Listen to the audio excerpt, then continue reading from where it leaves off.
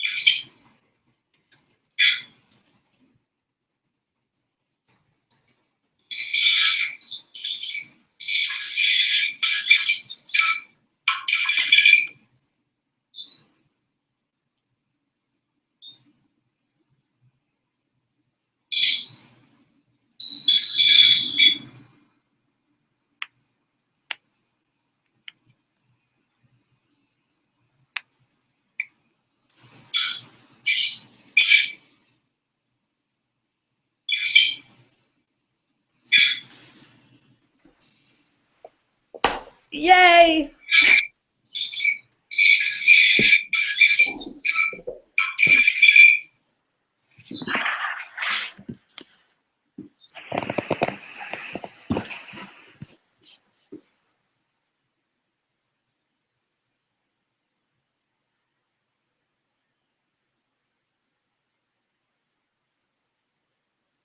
Jill? Yes,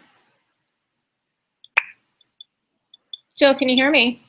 I can hear you. Can you hear me? I can hear you. Fantastic. All right. So, okay. That's the issue. All right. So I figured out how to do that part.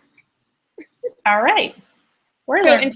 in terms of the questions, I got nothing. Can we actually pose a question to the audience as well? For questions, Can you see if you can type something in? I cannot. I only can Okay, just ask your audience to submit questions and they will appear below, but I can't. fantastic. All right, and can we see who's here? I just was seeing if that works. I think it should show the viewers somewhere. And did you just say hi? I did. Can you see that it's me? Yep. Okay. All right. So welcome. Please introduce.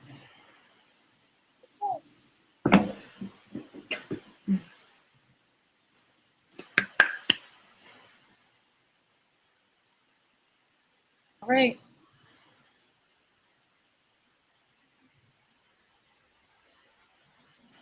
All right, we'll give everybody a few minutes. At least we're live and it's working. We're so proud of ourselves now, right? Okay.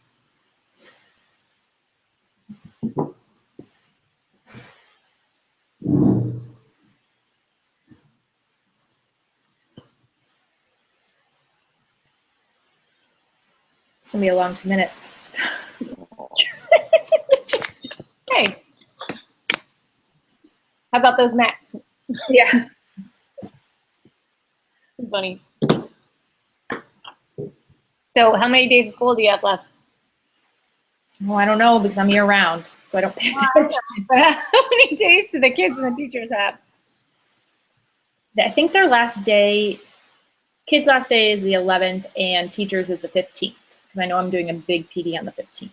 Oh, nice. So Is that the last hurrah before they go on summer vacation? yes, that's the plan, to try to give them some tools to play with over the summer. Oh, good. Fantastic. Have you ever heard Todd? I think his last name's Nessaloni. Tech Ninja Todd. He refers himself to. He's one of the 3 tech ninjas. He's being our keynote. I saw him somewhere and he was really good. Nice. Tech Ninja. Yeah. How do you earn that stature? I think the 3 of them just started their own company and that's what they named themselves. Oh, got it. So there's no kind of like karate move? No. They have little ninjas on their thing. That's about it. Ah, nice. All right. So we have 4 viewers now. So if folks can introduce themselves on the group chat message, that would be fabulous. To get a group chat message, you just can hover over to the left and you'll see it in the blue.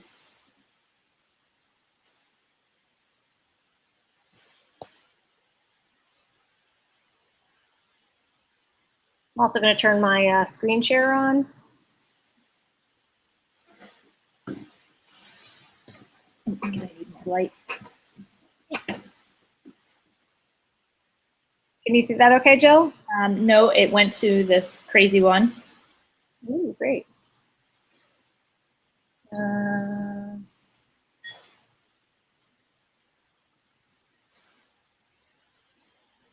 That's the crazy one. Fabulous. Right. I think it's the 3rd one, which should say webinar. Well, mine says webinar because that's my screen.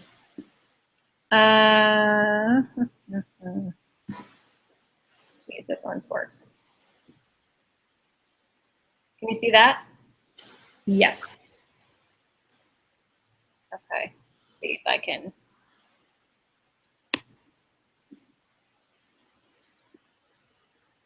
Can you see this, Jill? I can see your arrow moving back and forth. Can you see the Learning First Line Steps page or not yet? Yes. Okay.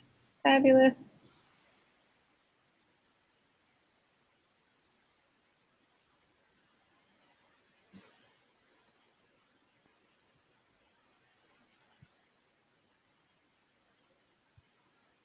It's interesting. Last night I could see how many people were viewing, but tonight I can't.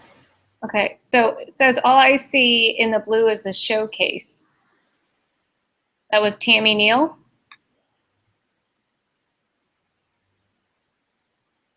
Can you troubleshoot that a little bit or no? Troubleshoot what? She says all she can see is the blue showcase. Okay, and Josh Lemire said that he can't see group chat. Can't see group chat. Fabulous. That would be why nobody is answering us. Okay, great. Okay. But the questions work because he wrote a question. All right. So you're going to respond to that? I'm going to see if I can figure out how to respond to it. Says click the select button to answer a question. Yeah, I don't have that permission because I'm not the owner. Oh, that's me. I'm the owner. But Josh is a fabulous teacher. Well, hi, Josh. Lovely to meet you. So we can see your question. We can't answer your question on the screen, but we can answer it live. So Jill, do you want to give him a little insight on how to figure that out? Well, Josh, if you can try hovering over the left-hand side, there should be a blue, looks like a messaging one. If you click on that, you should be able to see a chat pop up just like your questions popped up in, when you tapped on the blue Q&A. It's the second icon on the left-hand side. And are you on a Mac, Jill? Yes. Okay, yep. So for me, it's the first one. Okay. John says he can't see the group chat either. We can only see the question answer feature. So I guess we'll just move on. Okay. But at least there's smart people on ours that know to use the question answer feature to help us. Fantastic. All right. So at least we can get started. And Craig says on the phone and see only blue. Oh, that's weird. What? Wow, we have 10 participants here from, I am not sure how to pronounce that. Wisconsin. Fantastic. Great to have you all with us. And we're going to get started in about 2 seconds. We just want to make sure that we have a couple more folks that are trying to get on and join us in that space. And then we're going to introduce ourselves. I just want to give you an FYI. Thanks, Jill. That's not working either. It's just a video screen. All right, so we know that it's not working. And Tammy Neal says you have to click on the waffle and choose the Q&A. Do you see that, Jill? Yes. Okay. Apparently my waffle is clicked because I can see it. All right. So let's get started. My name is Allison Zamuda, and thrilled to speak with you tonight. Again, this is the first that Jill and I are sort of navigating Google Hangout on our own, so we're figuring this out based on our early practice yesterday evening and our practice right now. So welcome, welcome. So again, I'm Allison Zamuda, publisher of author of Learning Personalized, and I'm going to have Jill introduce herself. Hi, everyone. I am Jill Thompson, and I am the president and CEO of Edulum, which is my company. Fantastic. So this 5-part webinar series is designed based on the collaboration that Jill and I have been having over the course of about over a year now, right, Jill? Yes.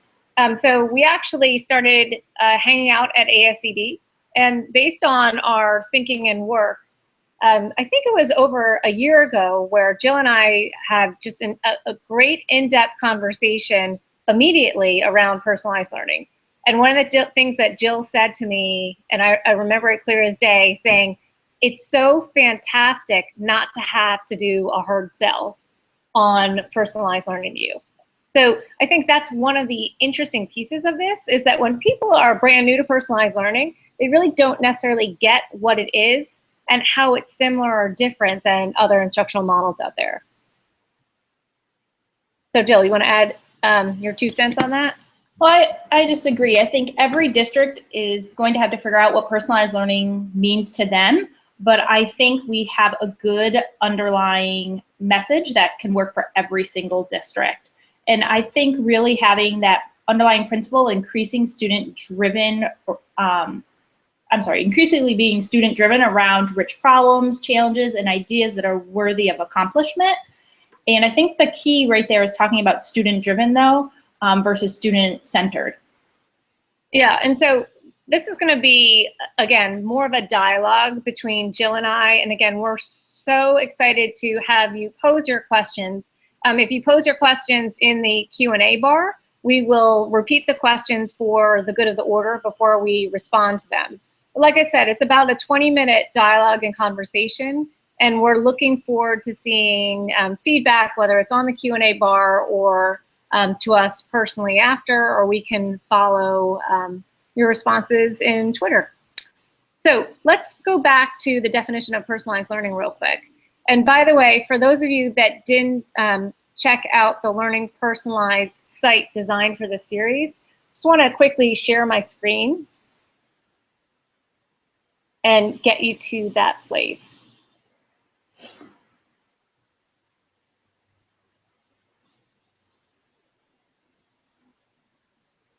Jill, can you see it okay? Yes. Okay. You're on your Google page. All right. How about now? On your page. Still on my page. All right. Hold on. Now you're off.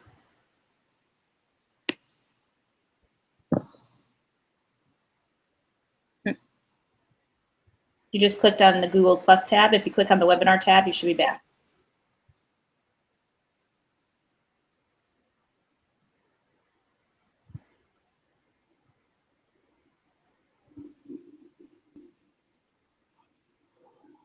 So,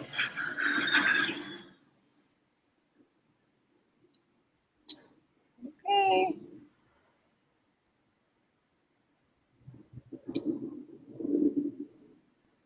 That's funny. Okay, who has the white outline?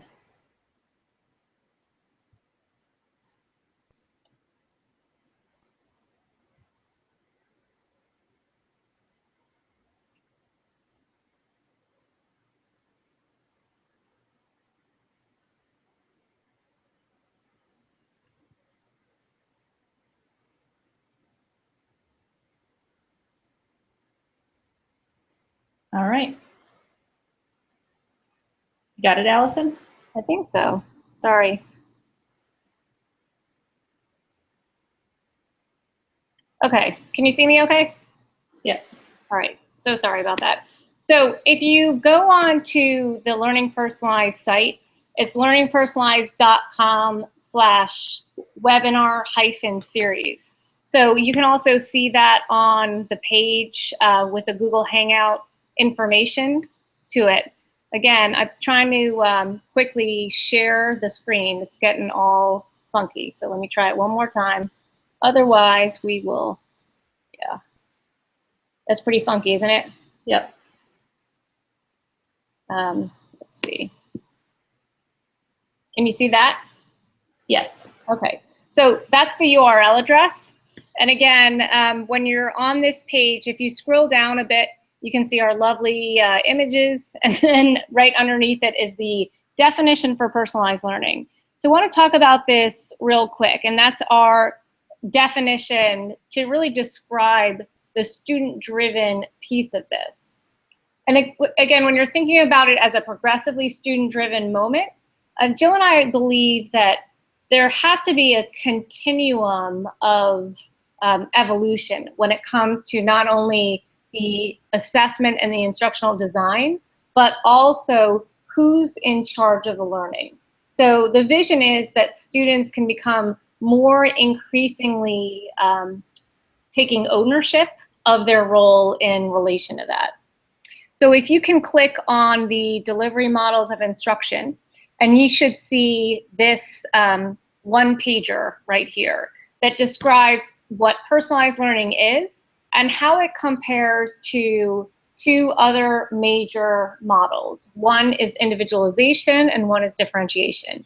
So if you can, take a quick read for a moment. And again, I'm going to go back to my screen. But again, this is the site for that information.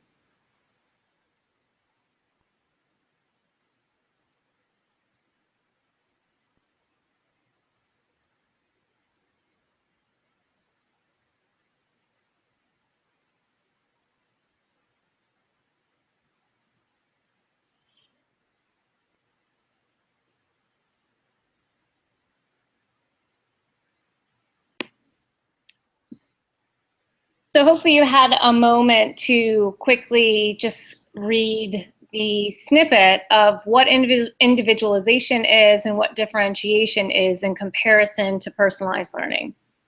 So I'm going to turn it over to Jill to describe the work that she's doing in having schools identify their vision of personalized learning.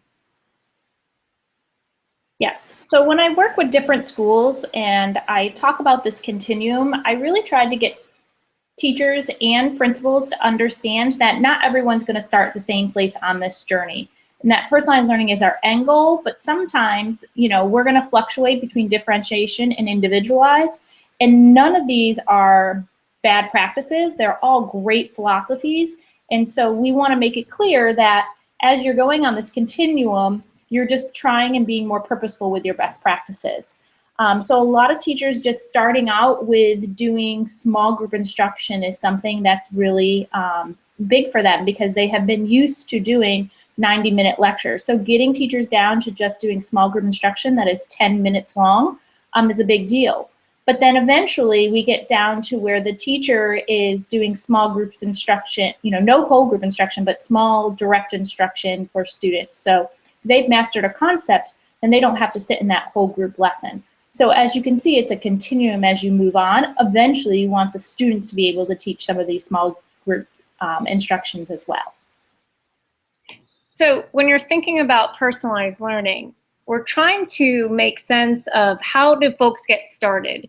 And I don't know how many people are in the very beginning of their journey. And again, that may be something great to share in the Q&A bar. And how many people are very much well on their way. So that would be great if we could get a little more information on that, because it will continue to shape the sessions that we offer in the next 4 Tuesdays after this.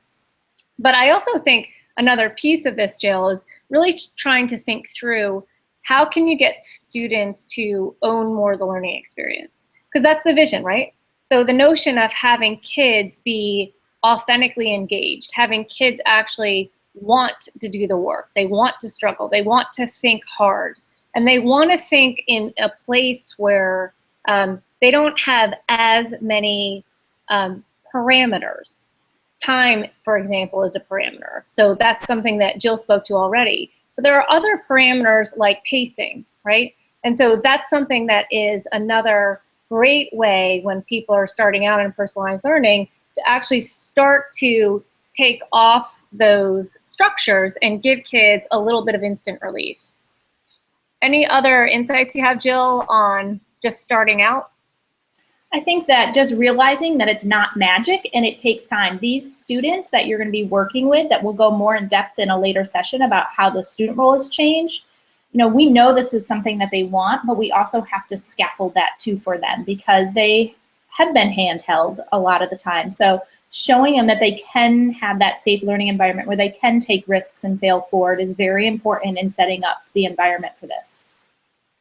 Yeah, and John just said our school is just beginning our journey. We're looking forward to implementing this in the upcoming school year. And so when you're thinking about the basic structure, so we have a relatively clean definition of personalized learning. It's a progressively student-driven model where students can actually think through and identify problems, challenges, and ideas, and then make sense of them as part of their learning experience. But the parts that we really wanted to focus on in this session are the promise of personalized learning and how that creates challenges right away. So we identified 4 major challenges, Jill and I, to have a quick conversation around. Those challenges are economic point of view, a parent point of view, a student point of view, and an educator's point of view. So I'm going to quickly talk about the economics first. I'm going to turn it over to Jill to describe the educators and the students' point of view, and then I'll end up with the parents. So from an economic point of view, I know that so many people have heard already that we're very much in the 21st century and we need to start thinking about how we're delivering school differently because the world has absolutely changed.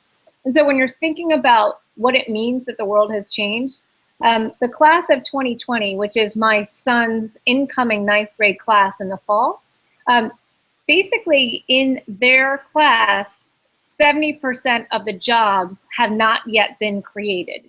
So when you're thinking about the craziness of that statement, you're also looking at what does college look like? What does graduate school look like? So it's not just public schools that are faced with this dilemma. Trying to think hard about what is it that we're preparing our kids to do in a world that is filled more and more with freelancers, as Daniel Pink says. I think he continues to emphasize that 70 to 80% of us will become in the freelance world over the next decade or so.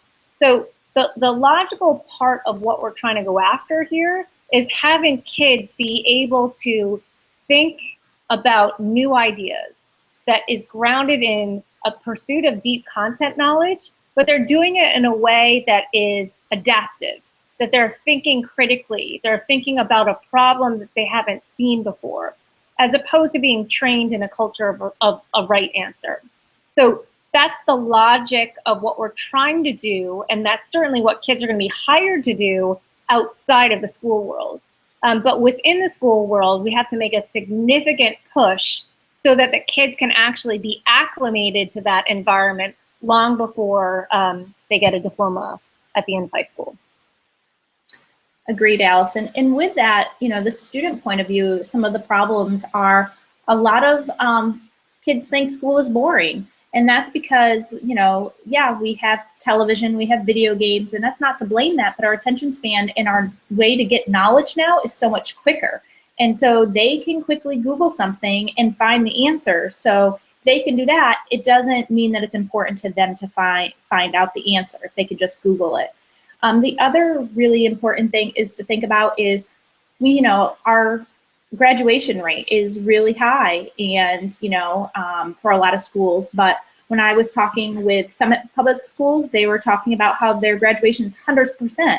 But then they're noticing, and many school districts across the country are also noticing, that kids aren't making it past the first year of college because they don't know how to create their own schedule, and they don't know how to own their own learning and have that drive.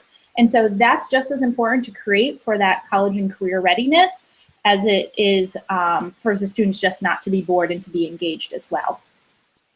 And with the teachers, it's a major change for teachers, because when they went to school, they had been taught one way.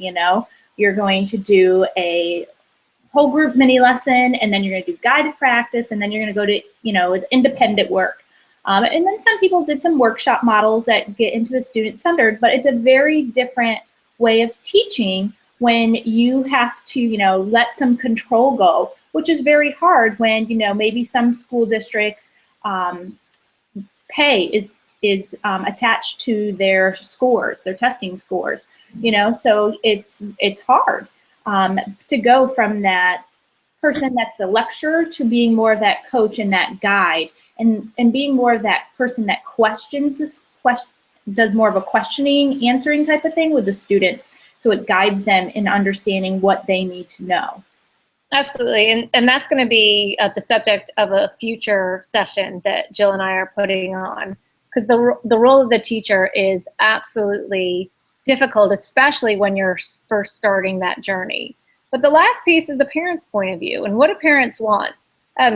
Parents, first and foremost, want to know that their kid is seen well for who he or she is. So they do think about the relational part first. And so when you're thinking about the shifting into personalized learning, you're absolutely changing the rules of the game, especially because everybody, all of them went to school as well. So I think it's something that we also need to be careful about in terms of how we're explaining it and how we're messaging it as we're first starting out in the journey. But the second piece too is that parents also want to make sure that their kids are going to be okay. And that actually means that some folks perseverate on class rank and GPA. And class rank and GPA may not be in existence in a true personalized learning structure, because the notion of class rank, you no longer are necessarily traveling with the same group of students. If we're thinking about decentralizing and having students move at their own pace. So I think that's one of the other major pieces, is that parents need to understand, not only is my kid seen, but also is my kid going to be okay based on the metrics that I have been raised with, but also the metrics that the school and the school community is communicating to me, so I can ensure that my student will actually be in an environment post-secondary that is helpful and thriving for them. You know, Allison, one thing that still amazes me, but you know, I did a change management plan with a lot of the different schools and a lot of different districts, and you know, we always put the parents as a stakeholder, and we underestimate how much sometimes they will push back because they've been to school and it's very different. Even if we take a look at the Common Core, that's very different. So immediately that changed. So we did a lot with, you know, growth mindset as well, and just talking about and showing them some of their the myths that they thought, kind of putting those to rest. Like example, I never thought, because I didn't associate it with it, but a parent thought, oh, personalized learning is technology. You are sticking my child in front of the computer all day and you're letting them teach and you're sitting there doing nothing, you know, right, as a teacher. And so, you know, explaining to parents and letting them come into the classroom and seeing all the different things going on and understanding there's paper and pencil, there's collaboration, there is, you know, yes, some technology because it makes it, you know, easier, but it's a tool. And so that was another thing that I wasn't expecting, even though I did the change management plan and, you know, followed the protocols. That was one that I was surprised at. So learn from my mistakes. Yeah, again, I think that's a great point, Jill. You're trying to give parents especially clarity that personalized learning is a better way to grow every learner in the room, including the classroom teacher. And so when you're thinking about the promise of personalized learning, that's the first piece for me. So we're not having kids sit in a classroom staring at a screen, walking through an experience online. So it's not a virtual learning experience only. Because in fact, when you're thinking about the heart of personalized learning, if they're going to think through problems and challenges, that if they're going to pursue ideas and questions, they're doing that in a collaborative space. So they have to make sense of things. And part of how you make sense of things is to talk it through with other people. But also, it's not just making sense of it, it's actually contributing something of value. So the notion of actually having some level of demonstration or production that can contribute something to the world is another core element of personalized learning. So it's not all incoming information. There has to be some kind of dynamic interaction where they're making the community better, whether it's their classroom community up through the entire globe. Agreed. That student voice and choice is very important. Yeah, and so the second part of personalized learning as we wrap up is that personalized learning is a better way to grow student performance. I don't know if anybody is following the national feedback on how many kids are opting out of standardized tests right now. And when you're looking at the reality of what's happening from all across the United States of America, we're trying to think hard about what are those tests actually going to measure? And the answer is not very much, especially if students are navigating through that test in 7 minutes or less because they were expected to take the exam that day. So when you're looking at that, trying to think hard about, okay, so if standardized tests are not going to be one of the sole markers, how are we going to make sure that students can actually demonstrate this work, but also be invested and involved in the kinds of learning outcomes, whether it's subject area outcomes or cross-disciplinary outcomes that we hold dear and we're actually getting them ready for, whether it's a standardized test or a post-secondary diploma. We have some great comments going on in the question and answer, and I have Josh Lemire, who wrote, "This is my first year doing personalized learning, and I started only in math and have branched out to other subject areas as the year has progressed." And I think that's a great point, to start small and start in one area that maybe you feel most comfortable with or most excited about, and then grow it from there.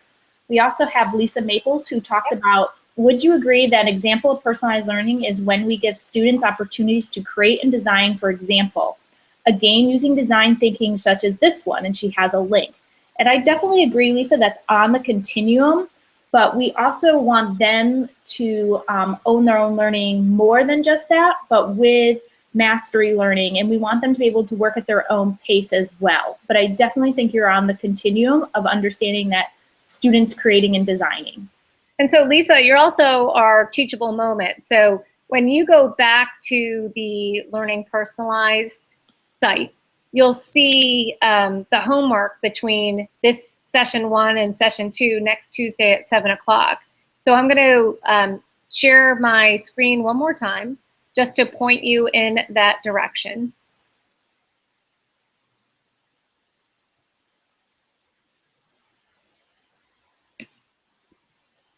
Okay, so you should be able to see my screen, correct? Jill, you can see the Learning Personalized site? Okay, and so when you are here, you can click on elements of the personalized learning evolution. And this is from the book that I wrote with Greg Curtis and Diane Ullman called Learning Personalized.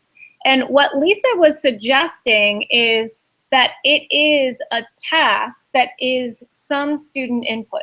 So the teacher is guiding the definition and articulation of the problem, idea, design, or investigation. Meaning that the teacher has identified to students, this is a moment for you to create something that has to hold up to this set of criteria or parameters. And that's a great example of how you just get started with one idea. I think the intention is to have a collection of these tasks or these experiences, but that generally builds up over time based on how experienced you're doing. So I'm gonna stop this and go right back to you. So any other comments that you want to address, Jill? I think we got them all. All right. So guys, thanks for hanging out with us in our inaugural first time. And again, hopefully you will join us for our conversation next week. So Jill, you want to give them a quick preview of what we're talking about? Yes, next week we'll be talking about identifying the key shifts of the role of the teacher. And so we'll go more in depth about what we talked a little bit about today and how you can help teachers make that move along in that continuum, and also how you, if you're the teacher, can do that as well. And we'll give you some tips and tricks and go a little bit more deeper. This first one was a very general overview, so everybody's kind of on the same page of where we are. But we do want to be very upfront with you and let you know that you need to make personalized learning work for you, but that main thing being that students are driving their learning. Yep. I was also going to say, make sure you can tweet us questions to or follow us. I'm at edu_Thompson. Yep, and I'm at Allison_Zamuda. So like I said, you can message us. The other thing is that you can reach out and email either one of us. Jill and I have that information on the Hangout page. And again, hopefully you will join us next week to think about the role of teachers. And like I said, we continue to look for feedback from you in terms of questions, so we can continue to personalize the series. So thanks so much, and looking forward to seeing you next Tuesday. Have a good night. Thanks.